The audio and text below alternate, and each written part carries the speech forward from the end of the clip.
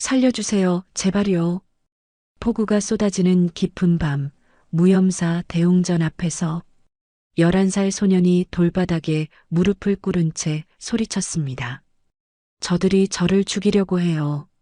제발 여기 숨겨주세요. 공포에 질린 소년의 몸은 파르르 떨리고 있었죠. 그때 철컥 어둠을 가르며 검은 승용차 여러 대의 헤드라이트가 동시에 켜졌습니다. 찾아. 절 안에 숨어 있을 거다. 절대 놓치지 마. 검은 양복을 입은 사내들이 우산도 쓰지 않은 채 천천히 절을 포위에 들어왔습니다. 그때 소년을 내려다보던 한 스님은 소년의 젖은 손목을 잡아 재빨리 법당 안으로 이끌었고 낡은 병풍 뒤로 몸을 숨겼습니다. 여기서는 누구도 널 찾지 못할 거야. 소년은 이를 악물고 고개를 끄덕였습니다. 폭우 속에서 시작된 스님과 소년의 이 짧고도 긴박했던 만남이 15년 뒤 그들의 운명을 완전히 뒤바꿔 놓을 줄 그때는 그 누구도 감히 상상하지 못했습니다. 복수와 용서, 절망과 희망이 맞부딪히는 운명의 이야기가 지금 시작됩니다. 사연 시작 전 무료로 할 수 있는 구독을 눌러주시면 당신의 하루에 행운이 찾아올 거예요. 오늘의 사연 지금 시작합니다. 빗줄기가 거칠게 내리치는 깊은 밤이었습니다.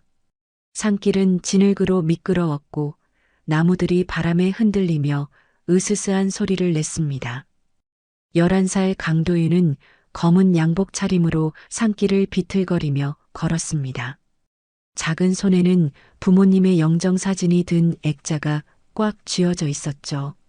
엄마, 아빠, 도윤의 입술에서 떨리는 목소리가 흘러나왔습니다. 장례식장에서 들은 어른들의 대화가 머릿속에서 계속 맴돌았어요. 이제 도윤이가 남았네. 박 여사가 잘 돌봐주겠지. 그런데 아이 얼굴이 왜 저렇게 상처가. 쉿, 조용히 해. 박 여사가 듣는다. 도윤은 계모 박해란이 자신을 바라보던 차가운 눈빛을 떠올렸습니다. 그 눈에서 도윤은 무서운 것을 봤어요. 미움과 증오, 그리고 자신을 없애버리고 싶어하는 끔찍한 마음이었습니다.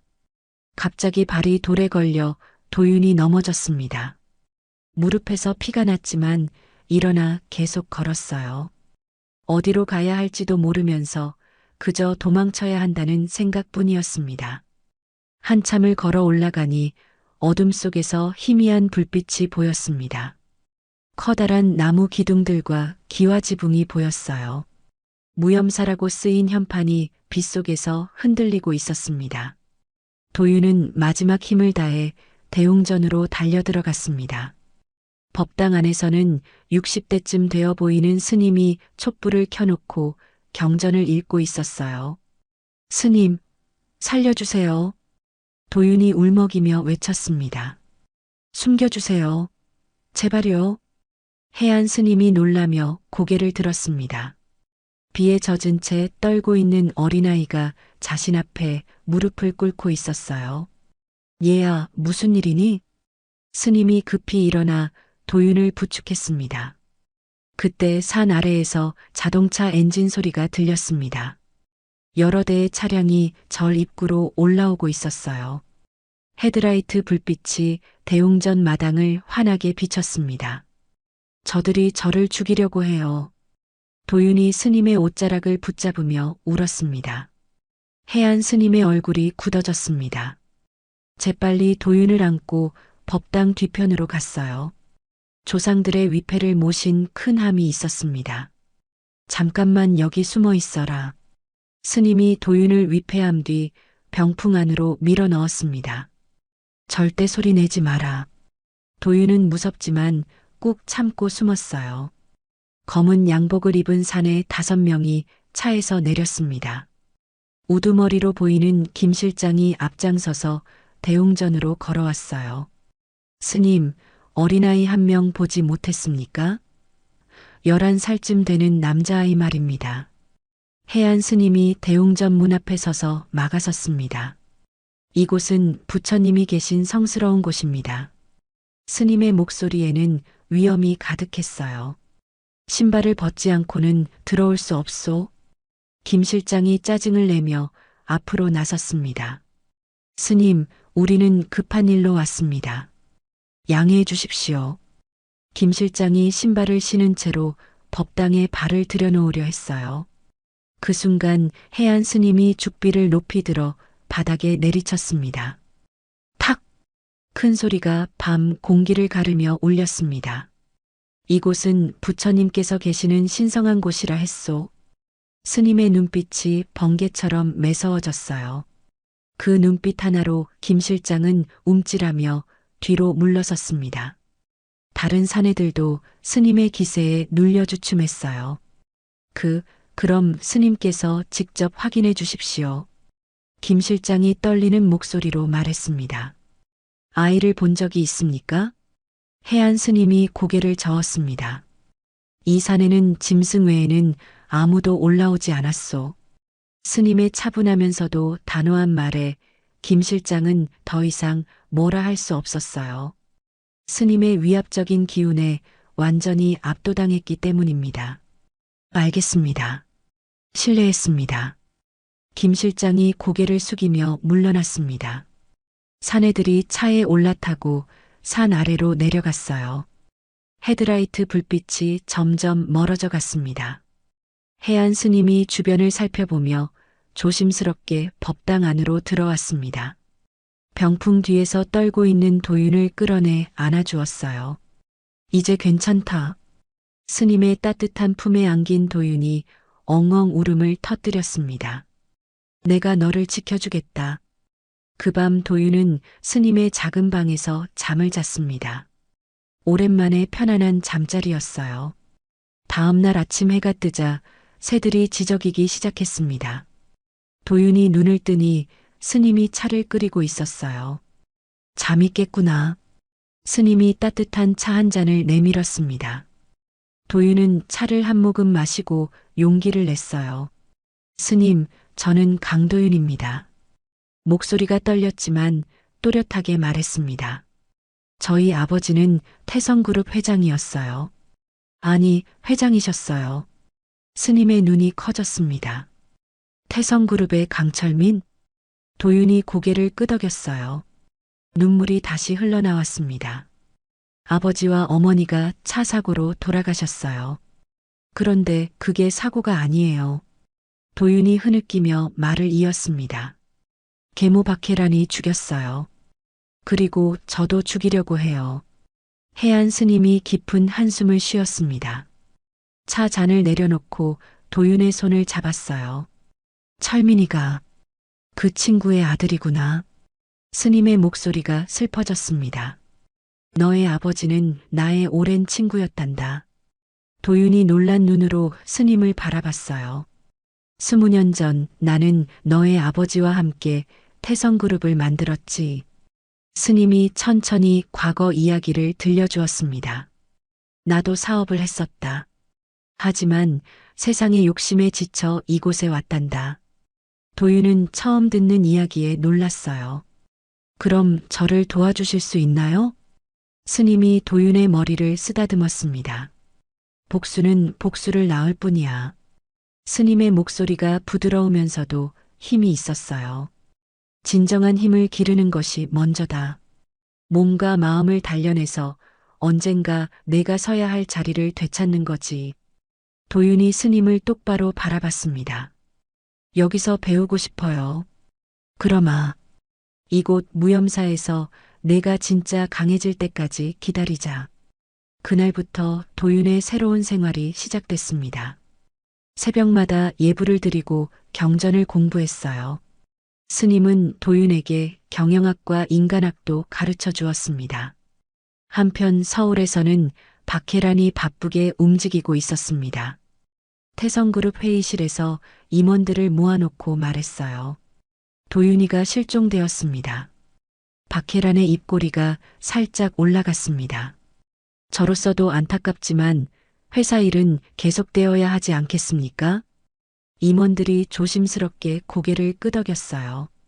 제 아들 준호를 후계자로 준비시키겠습니다. 박혜란이 자신만만하게 선언했습니다. 드디어 태성그룹이 완전히 자신의 것이 되는 순간이었어요. 런던 금융가의 고층 빌딩 42층 JS 인베스트먼트 사무실에서 강도윤이 여러 개의 모니터를 바라보고 있었습니다. 26살이 된 그는 이제 국제 금융시장을 쥐락펴락하는 투자 전문가가 되어 있었어요. 오늘도 유럽 시장이 좋은 흐름이군. 도윤이 혼자 중얼거리며 키보드를 두드렸습니다. 15년간 해외에서 쌓은 자본과 경험이 그를 성공한 사업가로 만들어 놓았어요. 그때 휴대전화가 울렸습니다. 발신자를 확인해 보니 한국의 국제번호였어요. 여보세요? 도윤아, 나다. 해안 스님의 목소리였습니다. 도윤이 깜짝 놀라며 자리에서 일어났어요. 스승님, 어떻게 제 번호를? 급한 일이 생겼다. 무염사에 큰 위기가 왔어. 스님의 목소리가 무거웠습니다. 도윤이 심각한 표정으로 전화에 집중했어요. 무슨 일인가요? 태성그룹에서 무염사를 매입했단다. 골프장을 짓겠다고 해. 도윤의 손이 떨렸습니다. 그럼 절이 없어진다는 말씀이신가요? 그럴 것 같다. 이미 철거 통지서도 왔고 스님의 목소리에서 절망감이 느껴졌어요. 도윤이 주먹을 꽉 쥐었습니다. 박혜란의 짓이군요. 아마도 그럴 거야. 15년 전 내가 숨었던 그 법당도 사라질 거란다. 도윤의 눈빛이 차갑게 변했습니다. 스승님, 걱정하지 마세요. 제가 돌아가겠습니다. 하지만 위험하지 않겠느냐? 15년 동안 준비해 왔습니다. 이제 때가 온 거예요. 도윤이 결연하게 말했습니다. 전화를 끊은 후 도윤은 곧바로 비서실에 지시했어요. 오늘 밤 한국행 항공편 예약해 주세요. 네, 알겠습니다. 도윤은 사무실에서 태성그룹 관련 자료들을 꺼냈습니다. 15년간 모아온 정보들이었어요. 드디어 시작이군. 그 시각 서울 태성그룹 본사에서는 박혜란이 회의를 주재하고 있었습니다. 50대 중반이 된 그녀는 여전히 날카로운 인상이었어요. 무염사 개발 프로젝트 진행 상황을 보고해. 박혜란이 차갑게 말했습니다. 토지 매입은 완료했고 다음 주부터 철거 작업에 들어갑니다. 부사장이 고개를 숙이며 답했어요. 좋아. 이 프로젝트가 성공하면 준호를 정식 후계자로 발표할 거야. 옆에 앉아있던 박준호가 기뻐했습니다. 어머니, 감사합니다. 골프장 하나 제대로 못 만들면 그룹 물려받을 자격이 없어. 박혜란이 엄하게 말했어요. 다음 날 오후 인천공항에 한 대의 비행기가 착륙했습니다. 1등석에서 세련된 정장을 입은 동양인 남성이 내렸어요. 입국 심사대에서 그가 여권을 내밀었습니다. 강 제임스 씨, 입국 목적이 어떻게 되십니까? 투자 관련 업무차 방문했습니다. 도윤이 유창한 영어로 답했습니다. 15년간 준비한 완벽한 가짜 신분이었어요. 도윤은 서울 시내 최고급 호텔에 체크인했습니다.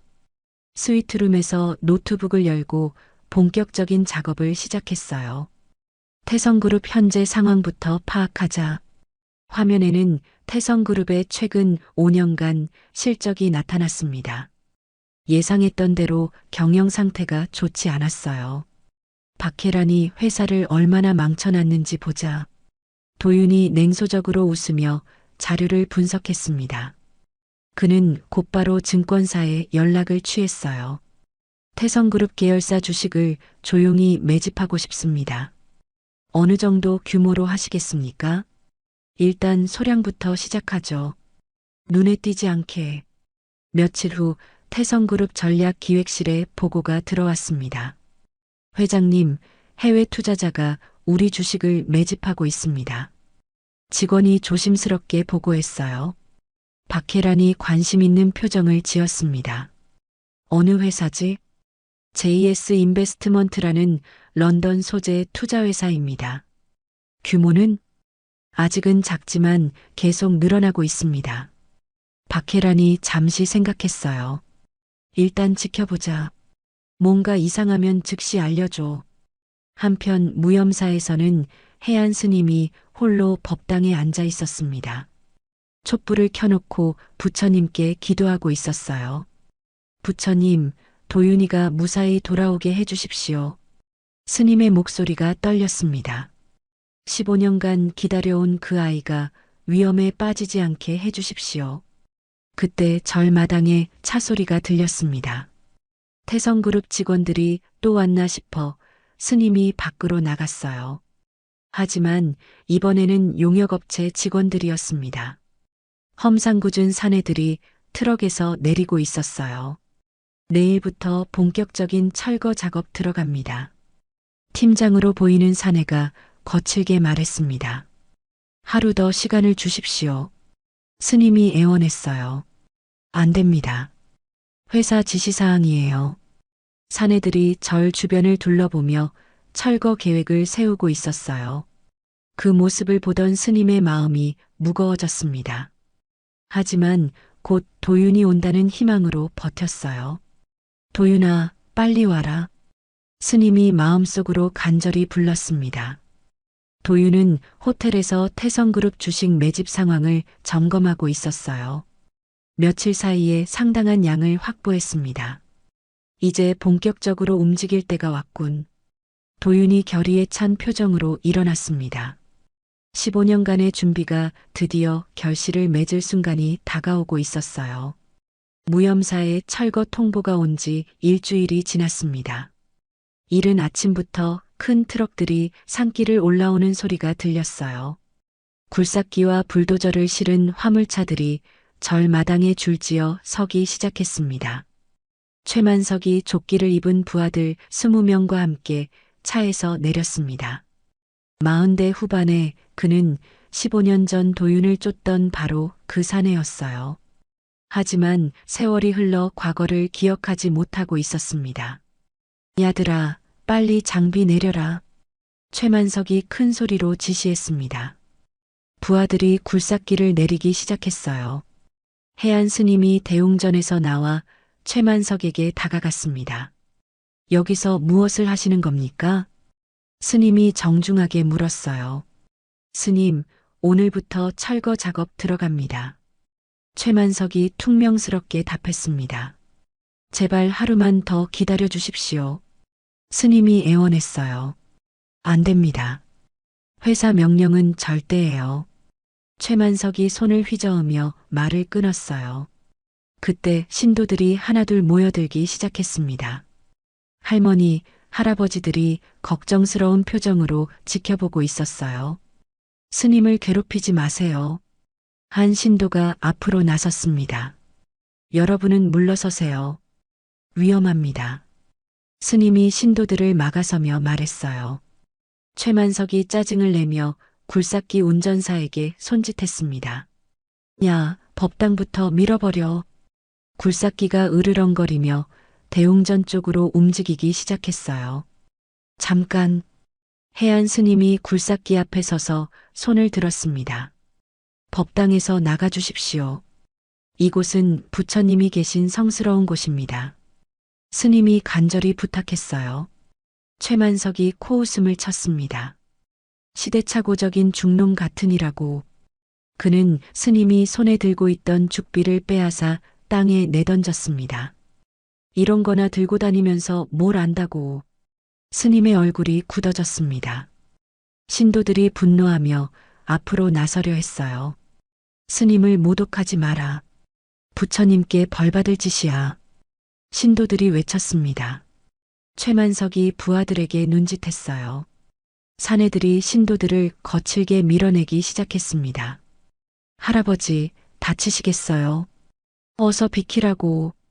부하들이 할머니 한 분을 밀어 넘어뜨렸습니다.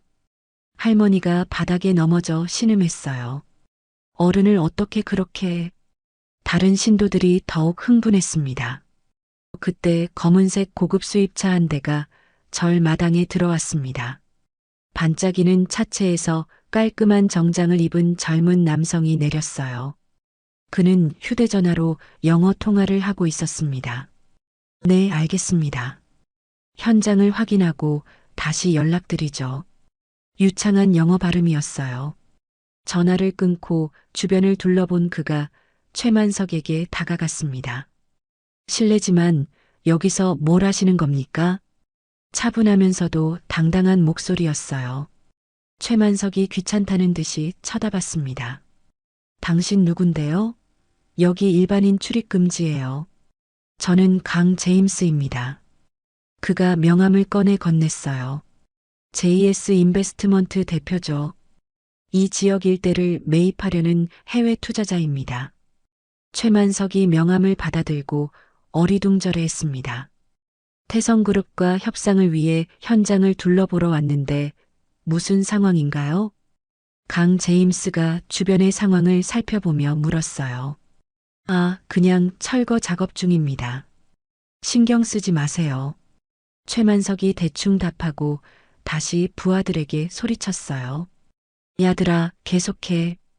굴삭기가 다시 움직이기 시작했습니다. 강 제임스가 한 발 앞으로 나섰어요. 잠깐, 저는 태성그룹 주식을 15% 보유한 주요 주주입니다. 최만석의 얼굴이 변했습니다. 뭐라고요? 제가 투자하려는 프로젝트인데 이런 식으로 진행되면 문제가 있을 것 같은데요. 강 제임스가 휴대전화를 꺼냈어요. 박혜란 회장님과 직접 통화해야겠습니다. 최만석이 당황하며 손사래를 쳤습니다. 아, 아니에요. 잠깐만요. 그가 급히 자신의 휴대전화로 전화를 걸었어요. 회장님, 저 최만석입니다. 박혜란의 차가운 목소리가 들렸습니다. 뭔 일이야? 여기 외국인 투자자가 와서 항의하고 있어요. 강 제임스라는 사람인데. 전화 너머로 박혜란이 깜짝 놀라는 기색이 느껴졌어요. 뭐라고? 강 제임스가 거기 있다고? 네, 자기가 우리 회사 주식을 많이 가지고 있다고. 바보야. 당장 철수해. 박혜란의 고함 소리가 전화기에서 새어나왔습니다. 예. 하지만 철거 작업이. 지금 당장 철수하라고. 그 사람 건드리지 마. 전화가 끊어졌어요. 최만석이 어쩔 줄 모르며 부하들을 바라봤습니다. 철수한다. 예. 빨리 장비 치워. 사내들이 황급히 굴삭기와 불도저를 트럭에 다시 올렸어요. 10분도 안 되어 모든 장비가 사라졌습니다. 최만석이 강 제임스에게 고개를 숙였어요. 죄송합니다. 저희가 실수했습니다. 그들이 떠난 후 절은 다시 조용해졌습니다. 신도들이 서로를 부축하며 안전한 곳으로 피했어요. 강 제임스가 해안 스님 앞으로 걸어왔습니다. 그리고 무릎을 꿇고 깊이 절했어요. 스승님, 제가 돌아왔습니다. 해안 스님의 눈이 커졌습니다. 그 목소리, 그 얼굴이 15년 전 어린아이와 겹쳐 보였어요. 도윤이구나. 스님이 떨리는 목소리로 말했습니다. 눈물이 스님의 뺨을 타고 흘러내렸어요. 정말 도윤이가 맞느냐? 도윤이 고개를 끄덕이며 일어섰습니다. 스님이 그를 꼭 끌어안았어요. 많이 기다리셨죠? 도윤이 스님의 등을 토닥이며 말했습니다.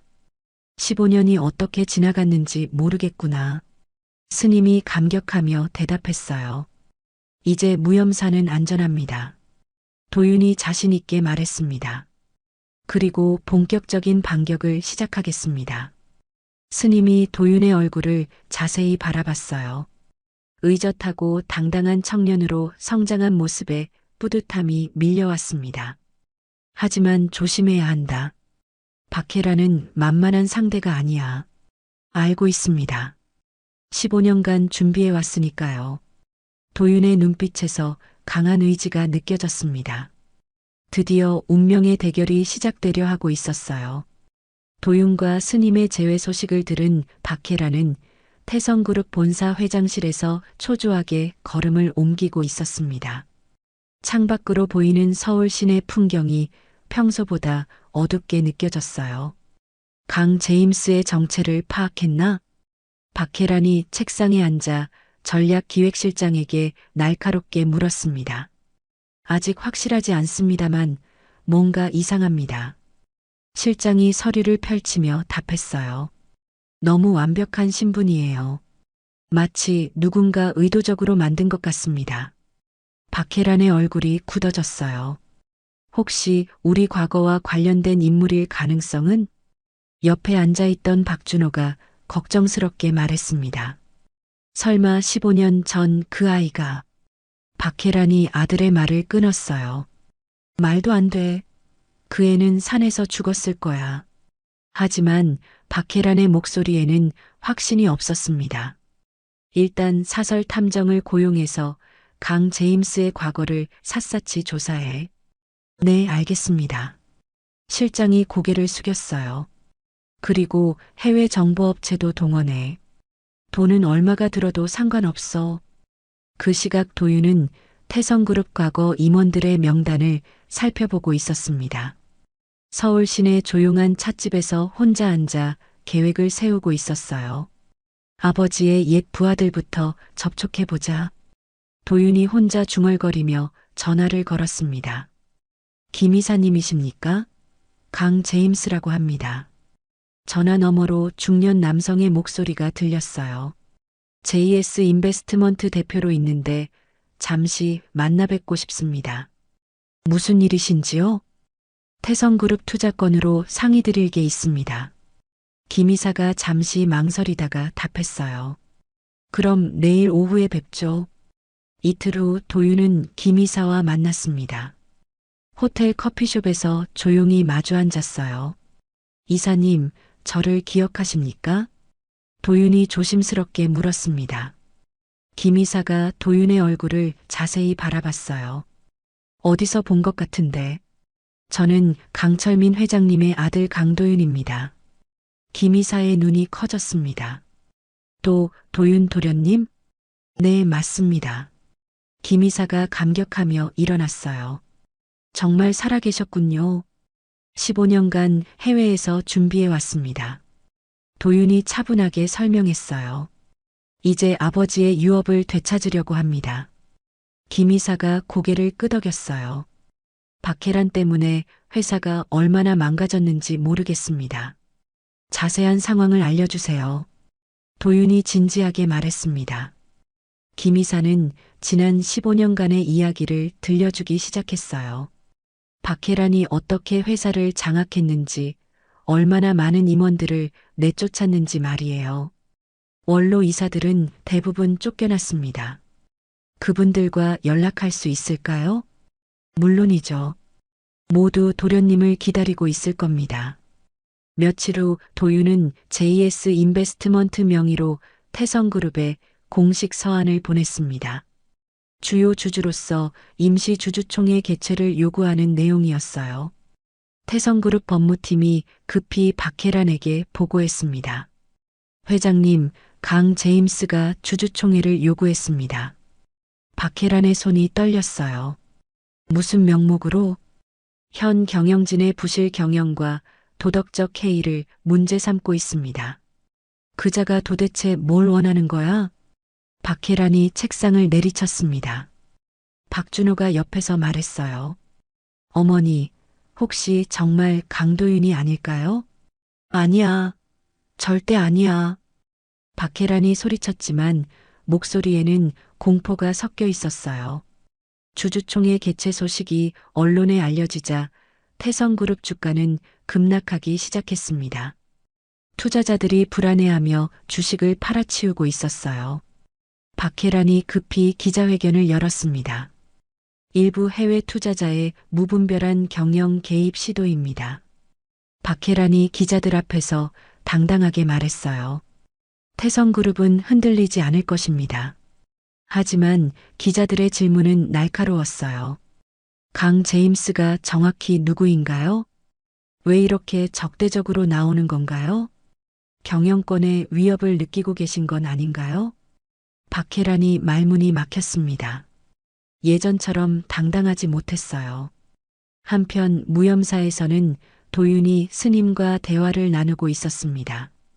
주주총회 준비는 다 끝났습니다. 도윤이 보고했어요. 아버지의 옛 부하들도 모두 제 편에 섰고요. 스님이 걱정스러운 표정을 지었어요. 도윤아, 복수에만 매몰되지 마라. 저는 복수가 아니라 정의를 실현하는 겁니다. 도윤이 단호하게 말했습니다. 진정한 승리는 적을 파멸시키는 것이 아니야. 스님이 도윤의 손을 잡았어요. 잘못을 깨닫게 하는 것이 진짜 이기는 거란다. 알겠습니다. 스승님의 가르침을 잊지 않겠습니다. 주주총회를 하루 앞둔 그날 밤, 도윤은 대웅전에서 부모님을 그리며 기도했습니다. 아버지, 어머니, 내일이면 진실이 모두 밝혀집니다. 도윤의 눈에서 눈물이 흘러내렸어요. 15년간의 기다림이 드디어 끝납니다. 촛불이 흔들리며 도윤의 그림자를 벽에 비쳤습니다. 운명의 하루가 코앞에 다가와 있었어요. 박혜란도 그날 밤 잠을 이루지 못했습니다. 회장실에서 혼자 술을 마시며 15년 전을 떠올리고 있었어요. 설마 정말 그 애가 살아서 돌아온 건 아니겠지? 박혜란이 혼자 중얼거렸습니다. 하지만 마음 깊은 곳에서는 이미 답을 알고 있었어요. 주주총회 당일 오전 태성그룹 본사 대강당에는 국내외 주요 주주들과 언론이 몰려들었습니다. 평소보다 2배나 많은 사람들이 모인 이례적인 상황이었어요. 박혜란이 검은색 정장을 입고 단상에 올라섰습니다. 얼굴은 화장으로 가렸지만 밤새 잠들지 못한 흔적이 역력했어요. 오늘 이 자리에 모여주신 주주 여러분께 감사드립니다. 박혜란이 마이크를 잡고 말했습니다. 일부 해외 투자자의 무분별한 요구에 대해 명확히 해명하겠습니다. 회의장 뒤쪽에서 강 제임스가 조용히 들어왔습니다. 깔끔한 네이비 정장에 자신만만한 표정이었어요. 주주들이 강 제임스를 바라보며 수군거렸습니다. 소문의 그 투자자가 드디어 나타난 것이었어요. 현 경영진은 태성그룹을 15년간 성공적으로 이끌어왔습니다. 박혜란이 계속해서 말했어요. 단순한 적대적 인수합병 시도에 흔들릴 이유가 없습니다. 그때 강 제임스가 손을 들었습니다. 발언권을 요청합니다. 박혜란의 얼굴이 굳어졌어요. 아직 제 발표가 끝나지 않았습니다. 주주로서 정당한 권리를 행사하는 겁니다. 강 제임스가 차분히 말했습니다. 사회를 맡은 법무이사가 당황했어요. 규정상 주요 주주의 발언권은 인정해야 합니다. 박혜란이 어쩔 수 없이 자리에서 물러났습니다. 강 제임스가 단상으로 걸어 올라왔어요. 그의 걸음걸이에는 위험이 느껴졌습니다. 존경하는 주주 여러분, 강 제임스가 마이크 앞에 서서 말했습니다. 먼저 제 소개를 하겠습니다. 회의장이 조용해졌어요. 모든 사람들이 그의 말에 집중했습니다. 저는 외국인이 아닙니다. 강 제임스의 첫 번째 폭탄 선언이었어요. 박혜란의 얼굴이 하얗게 질렸습니다. 저는 태성그룹 창업주 고 강철민 회장의 아들 강도윤입니다. 회의장이 순식간에 술렁였습니다. 기자들이 카메라를 들이대기 시작했어요. 뭐라고? 죽었다고 했던 그 아들이?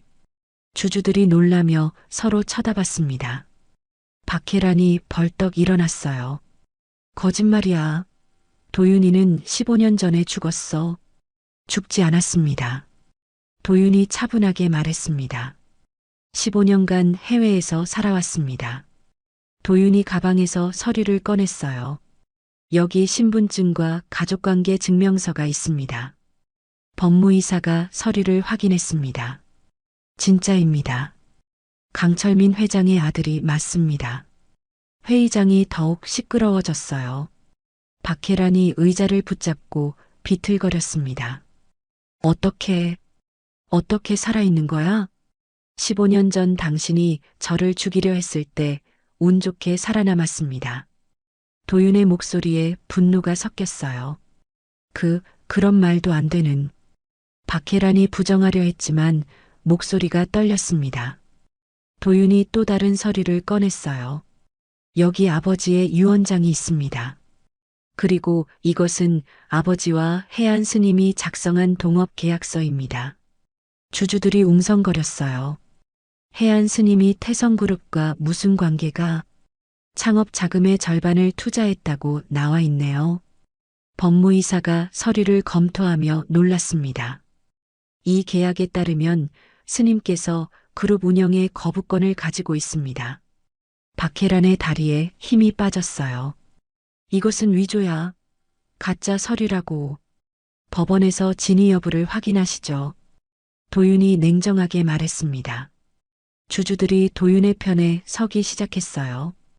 그동안 경영 실적이 너무 안 좋았잖아요. 진짜 상속자가 나타난 거면 경영권을 돌려줘야죠. 박혜란이 마지막으로 버텨보려 했어요. 도윤이는 정신적으로 불안정했어요. 박혜란이 다른 서류를 꺼냈습니다. 여기 의료 기록이 있어요.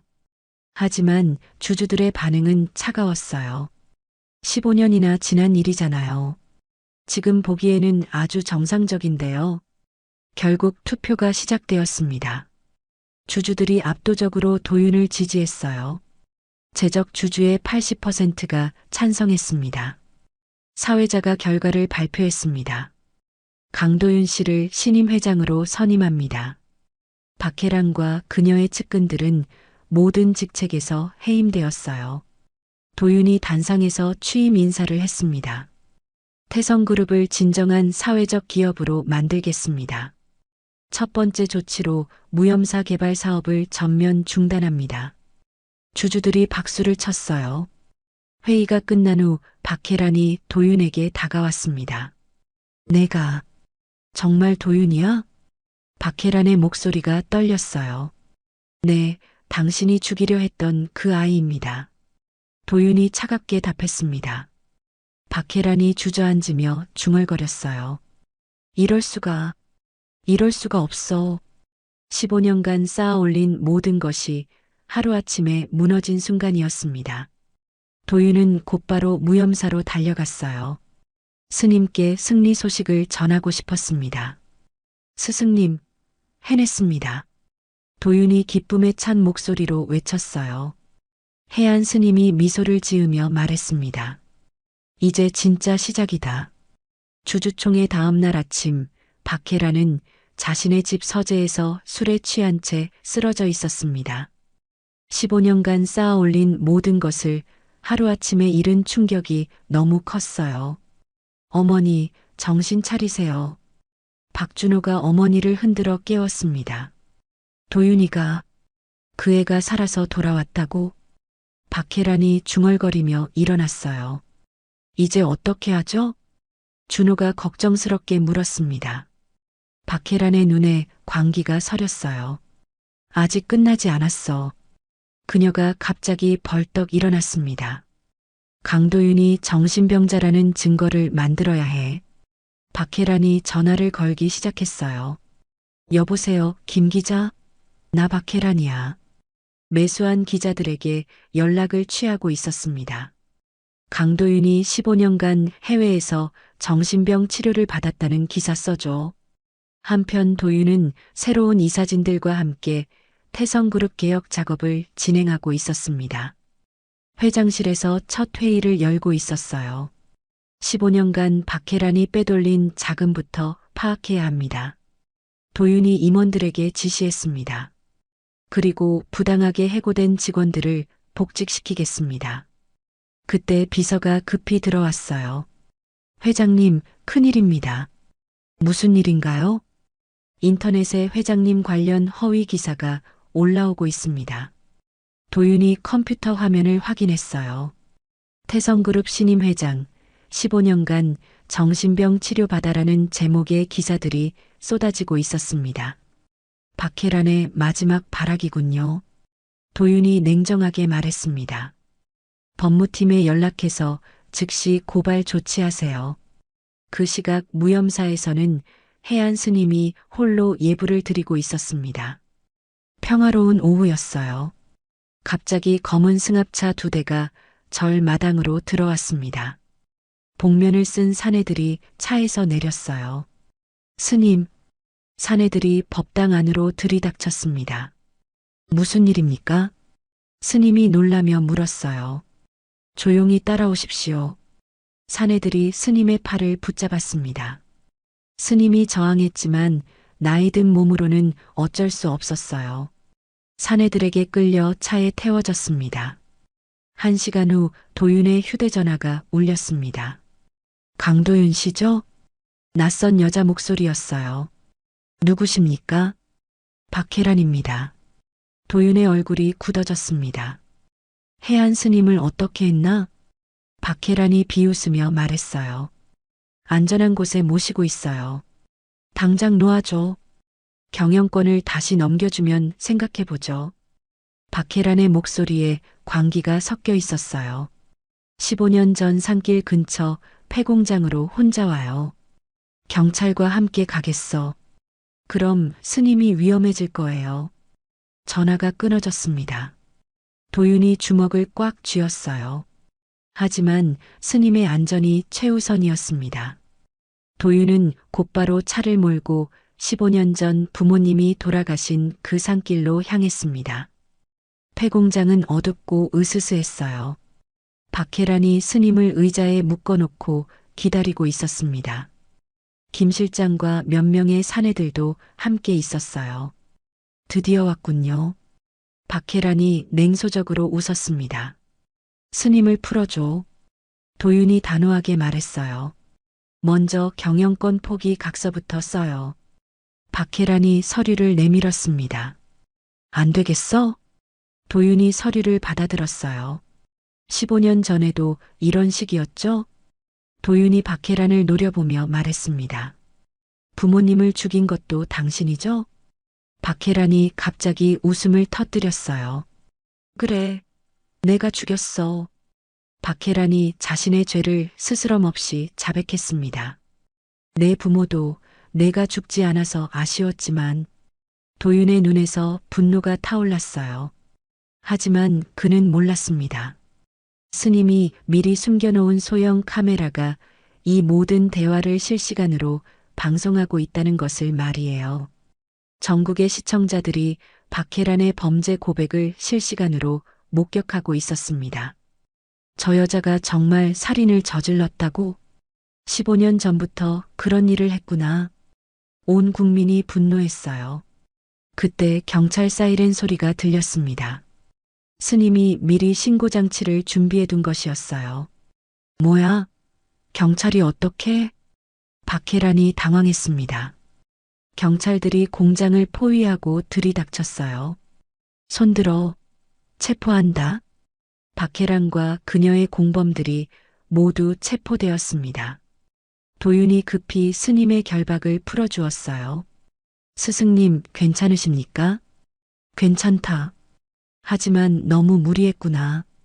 스님이 도윤을 걱정스럽게 바라봤습니다. 이제 모든 게 끝났습니다. 도윤이 안도하며 말했어요. 하지만 스님은 이 과정에서 받은 충격으로 쓰러져 병원에 입원하게 되었습니다. 도윤의 마음은 무거웠어요. 박혜란의 범죄 고백이 실시간으로 전국에 생중계된 사건은 온 나라를 뒤흔들었습니다. 다음 날 아침부터 모든 언론이 이 사건을 톱뉴스로 다뤘어요.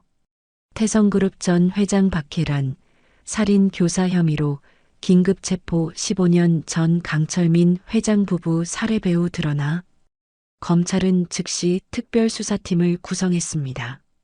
태성그룹과 관련된 모든 비리를 전면 수사하기 시작했어요.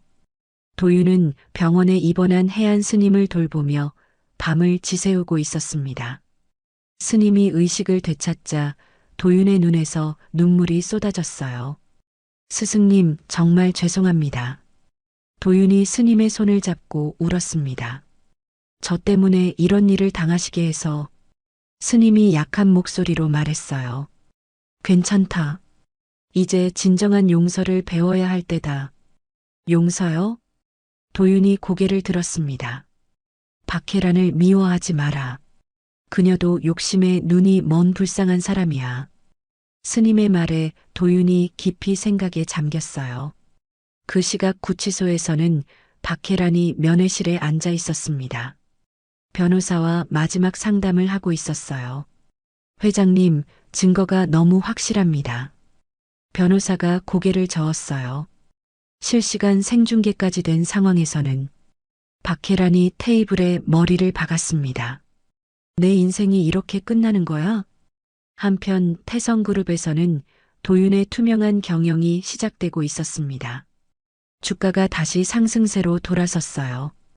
회장님의 개혁 정책이 투자자들에게 좋은 반응을 얻고 있습니다. 기획실장이 보고했어요. 박혜란이 빼돌린 자금도 대부분 회수했습니다. 그 돈으로 복지재단을 만들겠습니다. 도윤이 결정을 내렸어요. 소외계층을 위한 교육 지원과 의료 지원을 하는 거죠. 임원들이 감동하며 박수를 쳤습니다. 무염사 터에서는 새로운 공사가 시작되고 있었습니다. 골프장 대신 해안교육문화재단 건물이 들어설 예정이었어요.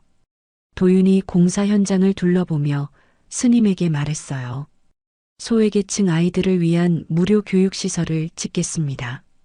그리고 명상원과 도서관도 함께요. 스님이 기뻐하며 고개를 끄덕였어요. 내 아버지가 꿈꿨던 진정한 기업가 정신이구나.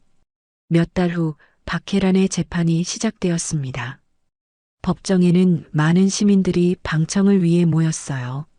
도윤도 증인으로 출석했습니다. 박혜란과 15년 만에 다시 마주한 순간이었어요. 증인은 피고인과 어떤 관계입니까? 검사가 물었습니다. 피고인은 제 계모입니다. 도윤이 차분하게 답했어요. 15년 전 저와 부모님을 죽이려 했던 사람이기도 합니다. 박혜란이 도윤을 바라봤어요. 그녀의 눈에는 더 이상 아기가 아닌 후회가 보였습니다.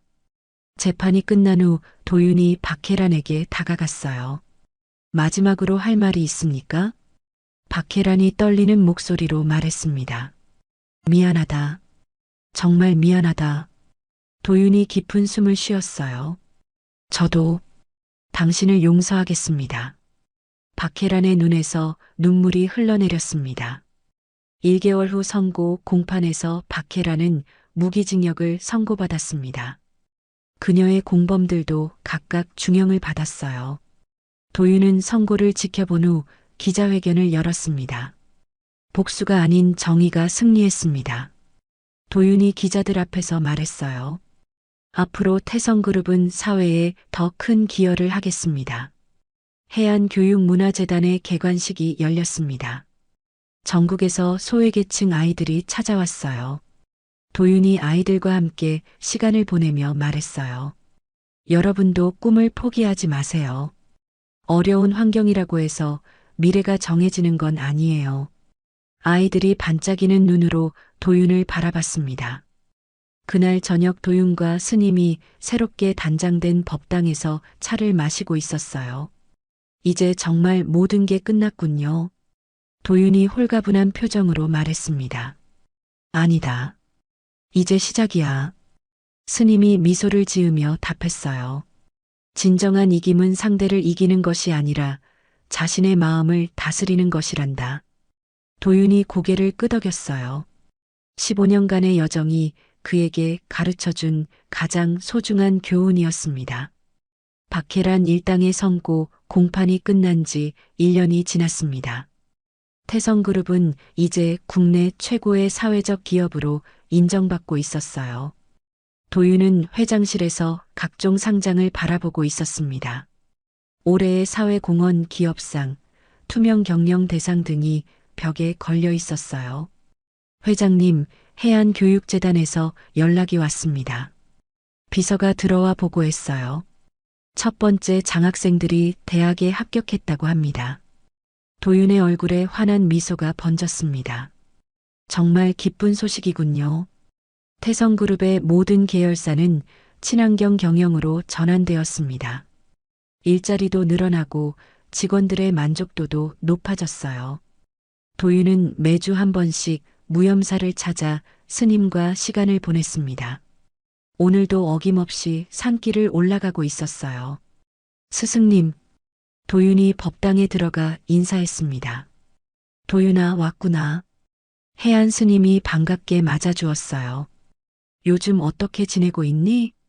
바쁘지만 보람을 느끼고 있습니다. 도윤이 스님 옆에 앉았어요. 그런데 스승님께 말씀드릴 게 있어요. 무슨 일이니? 결혼을 하려고 합니다. 스님의 눈이 반짝였어요. 오호, 누구와? 대학 동창인데 미국에서 사회사업을 하는 여성입니다. 도윤이 수줍게 말했습니다. 착한 사람이에요. 저와 같은 꿈을 가지고 있고요. 스님이 기뻐하며 도윤의 어깨를 두드렸어요. 가정을 이루되 세상을 품는 큰 그릇이 되어라. 네, 명심하겠습니다. 그날 오후 도윤은 무염사 경내에 새로 세워진 추모비 앞에 섰습니다. 태성그룹 창업주 강철민 회장 부부 추모비라고 새겨져 있었어요. 아버지, 어머니. 도윤이 무릎을 꿇고 절했습니다. 부모님께서 꿈꾸셨던 바른 기업을 만들었습니다. 바람이 불어와 나뭇잎들이 바스락거렸어요. 이제 더 많은 사람들에게 희망을 주는 삶을 살겠습니다. 도윤의 목소리에 감사와 다짐이 담겨 있었어요. 몇 달 후 도윤의 결혼식이 무염사에서 열렸습니다. 소박하지만 따뜻한 분위기였어요. 해안 스님이 직접 주례를 맡았습니다. 도윤아, 너는 이제 진정한 어른이 되었구나. 스님이 축복의 말을 전했어요. 앞으로도 많은 사람들을 도우며 살아가거라. 신부인 수진이 도윤을 바라보며 미소 지었습니다. 그녀도 어려운 환경의 아이들을 돕는 일을 하고 있었어요. 함께 좋은 일 많이 하자. 수진이 도윤에게 속삭였습니다. 그럼요. 우리 둘이 함께라면 뭐든 할 수 있어요. 도윤이 대답했어요. 결혼식 후 태성그룹은 더욱 활발한 사회 공헌 활동을 펼쳤습니다. 해외에도 교육 지원 사업을 확대했어요. 도윤과 수진은 틈날 때마다 재단 시설을 방문했습니다. 아이들과 함께 시간을 보내며 꿈과 희망을 나누었어요. 선생님들 덕분에 제가 변할 수 있었어요. 한 학생이 도윤에게 감사 인사를 했습니다. 내가 노력한 결과야. 계속 열심히 해. 도윤이 학생의 머리를 쓰다듬으며 격려했어요. 어느 평온한 오후 도윤과 해안 스님이 대웅전 마루에 앉아 차를 마시고 있었습니다. 계곡에서 흘러오는 물소리가 고요함을 더했어요. 스승님, 15년 전 저를 구해주셔서 감사합니다. 도윤이 진심으로 말했습니다. 만약 스승님이 아니었다면 모든 것은 인연이란다. 스님이 차잔을 들며 말했어요. 내가 진정한 보살이 되었구나. 스님의 얼굴에 흐뭇한 미소가 번졌습니다. 해가 저물어가는 무염사는 평화로웠어요. 새들이 저녁 노래를 부르고 있었습니다. 도윤은 스승과 나누는 차 한 잔의 여유 속에서 깊은 감사를 느꼈습니다. 15년간의 기나긴 여정이 마침내 평화로운 결실을 맺었어요. 이제 정말 행복합니다. 도윤이 마음 깊은 곳에서 우러나오는 말을 했습니다. 복수가 아닌 용서를, 미움이 아닌 사랑을 선택하길 잘했어요. 스님이 고개를 끄덕이며 답했어요. 내가 품은 사람들이 모두 웃고 있으니 그것이 진정한 승리란다. 석양이 무염사 전체를 황금빛으로 물들이고 있었습니다. 도윤의 새로운 인생이 시작되고 있었어요. 강도윤의 이야기는 이렇게 막을 내립니다. 어린 시절 절망의 나락에서 시작된 그의 여정이 마침내 희망과 사랑으로 완성되었습니다. 복수의 칼날을 내려놓고 용서의 마음을 품은 순간 진정한 승리자가 되었죠. 15년간의 기다림과 인내, 그리고 해안 스님의 지혜로운 가르침이 한 소년을 세상을 품는 지도자로 만들어냈습니다. 박해란에 대한 미움 대신 불쌍한 영혼을 위한 연민을 선택한 도윤의 모습에서 우리는 진정한 성숙함을 봅니다. 무염사의 평화로운 석양 속에서 스승과 제자가 나눈 차 한 잔처럼 인생의 진정한 가치는 소박한 일장의 감사 속에 있다는 메시지를 전합니다. 이야기를 끝까지 들어주신 분들 진심으로 감사드리고 잘 들었다고 댓글 하나만 남겨주세요.